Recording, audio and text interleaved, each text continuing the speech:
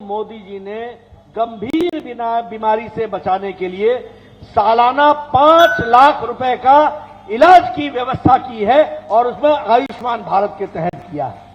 1.25 करोड़ की जनता ने इसका लाभ उठा लिया है। 15,500 करोड़ रुपए मोदी जी ने खर्च किए हैं और गंभीर बीमारी से लोगों को बचाने का काम हुआ है आयुष्मान भारत के तहत। ये हमको ध्यान में रखना चाहिए।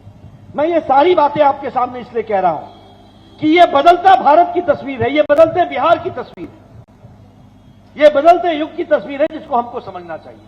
आप बताइए, आप सब लोग एक नारा लगाते थे कि नहीं, एक देश में 2 निशान, 2 विधान, 2 संविधान नहीं चलेंगे?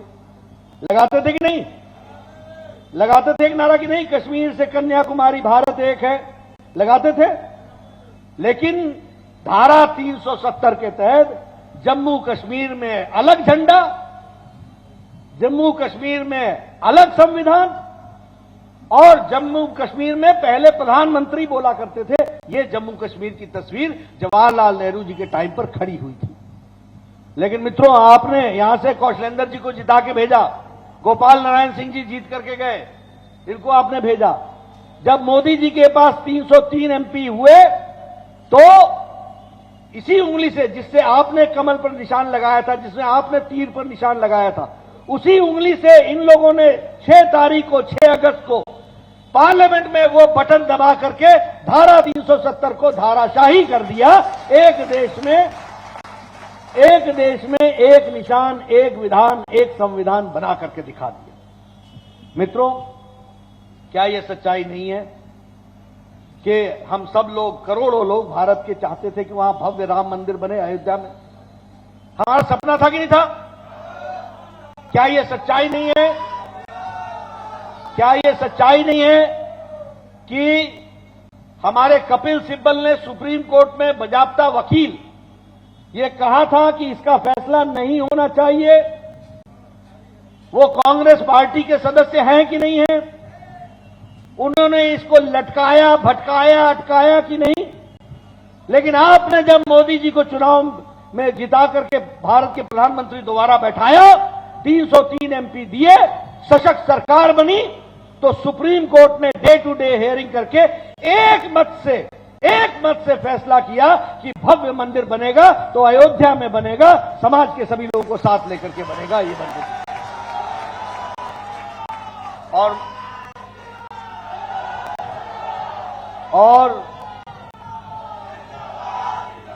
और मोदी जी ने उसका शिलान्यास किया। मोदी जी ने उसका शिलान्यास किया और शिलान्यास करके उसको मुख्य धारा में भव्य मंदिर बनेगा, इसकी तैयारी की है। इसको हमको ध्यान में रखना चाहिए कि वहां भव्य राम मंदिर बनेगा। आप बताइए कि सुप्रीम कोर्ट ने कहा था कि नहीं कहा था कि 3 तलाक समाप्त होना चाहिए? कहा था कि नहीं कहा था? 3 तलाक कहा था कि नहीं कहा था कि समाप्त होना चाहिए? यह मुस्लिम महिलाओं के साथ अन्याय आजाद भारत में हो रहा था। और एक बात जान लीजिए, पाकिस्तान इस्लामिक देश है, मुसलमान देश है, वहां ट्रिपल तलाक नहीं है।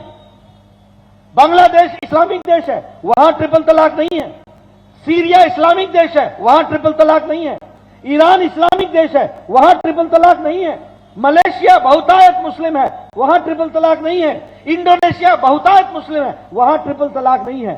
लेकिन हमारे भारत में 21वीं शताब्दी में भी बहनों को प्रताड़ना सहनी पड़ती थी और 3 तलाक मौजूद था।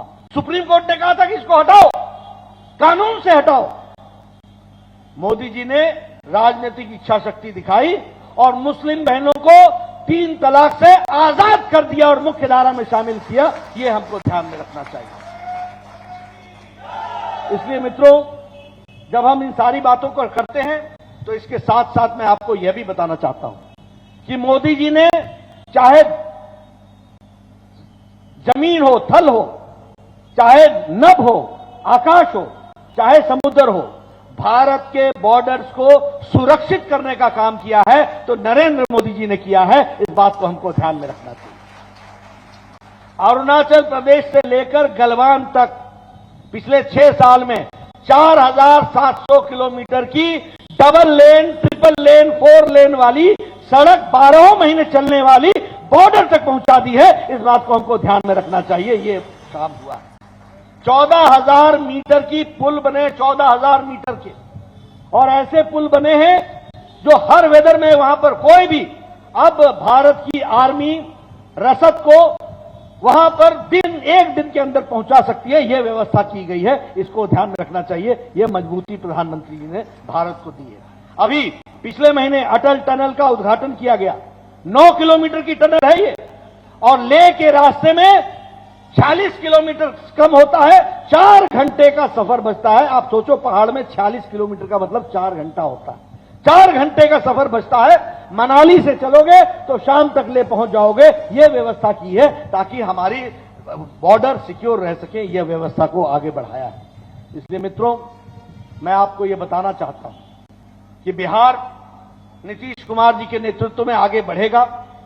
उसको हमको आगे बढ़ाने में एक मौका मिलना चाहिए, और वो आप सब लोग देने वाले हो। न्यूज टॉप 9 रोज सुबह 7 बजे और शाम 7 बजे सिर्फ TV9 भारतवर्ष पर।